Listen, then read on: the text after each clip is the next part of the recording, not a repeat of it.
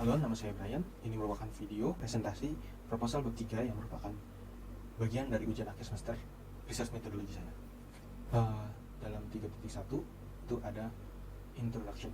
Ini review sedikit dari bab 1. Jadi selama 1 tahun terakhir kita sudah menjalani pandemi di mana bisnis-bisnis yang ada terpaksa menjalani bisnisnya dengan metode work from home atau kerap disebut WFH. Ini dikarenakan sejak pandemi ini sering diterapkan lockdown, PSBB, dan yang paling baru ini PPKM. Dalam work from home ini, komunikasi itu dijalankan dengan video conferencing atau video call, atau mungkin voice call saja, tidak menggunakan video. Nah, untuk pekerjaan dan komunikasi ini berjalan dengan lancar, internet merupakan faktor yang penting. Itu sedikit recap atau review ulang dari bab 1. Kita lanjut ke 3.2.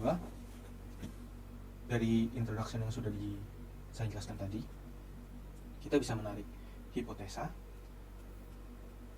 yang berupa apakah penerapan work from home membuat kecepatan atau akses internet yang tersedia itu terhambat dan mengurangi produktivitas yang ada. Dari sini kita bisa juga ada ambil IV dan DV-nya.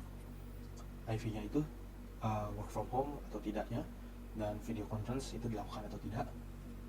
DV-nya itu performa internet di Indonesia sebelum dan saat pandemi berlangsung. Selanjutnya itu populasi. Di sini kita lihat dulu populasi. Menurut Zuya dari tahun 2009, populasi adalah seluruh data yang menjadi perhatian peneliti dalam suatu ruang lingkup dan waktu yang telah ditentukan.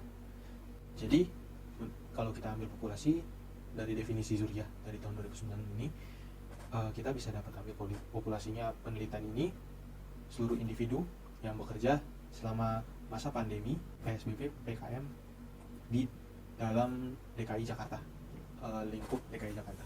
Selanjutnya ada sampel. Menurut Zuria, sampel itu sering didefinisikan sebagai bagian dari populasi. Sebagai contoh yang diambil dengan menggunakan cara-cara tertentu. Kalau kita ambil dari definisi Zuria tentang sampel yang diambil untuk penelitian ini, itu individu yang bekerja dengan metode WFH dan menggunakan video conferencing atau metode berkomunikasi dan bekerja secara online lainnya. 3.5 itu ada teknik sampling. Teknik sampling yang digunakan itu judgment sampling atau purposive sampling. Kalau menurut Suharsimi dari tahun 2005, purposive sampling itu adalah teknik sampling yang digunakan oleh peneliti jika peneliti mempunyai pertimbangan-pertimbangan tertentu dalam mengambil sampelnya. Jadi kalau kita ambil dari definisi ini, purposive sampling itu kita mengambil sampel dengan menggunakan syarat-syarat tertentu. Nah, syarat-syarat yang kita gunakan untuk sampling ini yang pasti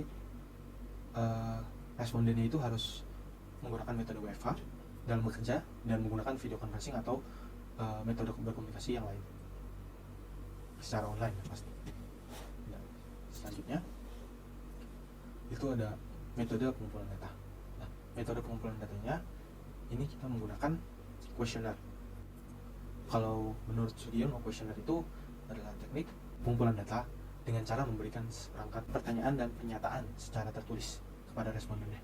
Questionnaire ini kita akan bagikan secara online kepada responden yang masuk ke dalam persyaratan sampelnya. 3.7 ada metode analisis data.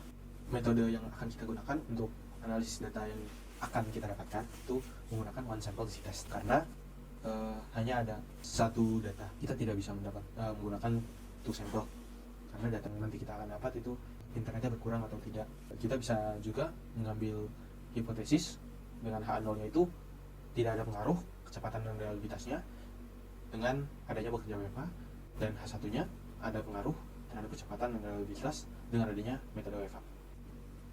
3.8 ini kita ada daftar referensi. Ada Zuria dari tahun 2009, Sugiono 2010, Suharsimi 2004. 3.9 lampiran instrumen pengumpulan data. Ini merupakan questionnaire yang akan saya berikan kepada responden yang masuk dalam sampel. Data diri ya, umur dan jenis kelamin. Lalu ini apakah mereka WFH selama pandemi, terus apakah mereka menjalani video conferencing. Lalu ini untuk mendata saja dia menggunakan internet service provider apa. Kemudian ini untuk apakah mereka merasakan gangguannya. Yang di sini untuk melihat mereka tahu atau tidak kecepatan sebelum dan sesudah, sebelum dan saat pandemi, saat WFH berjalan. Sekian untuk presentasi saya. Terima kasih.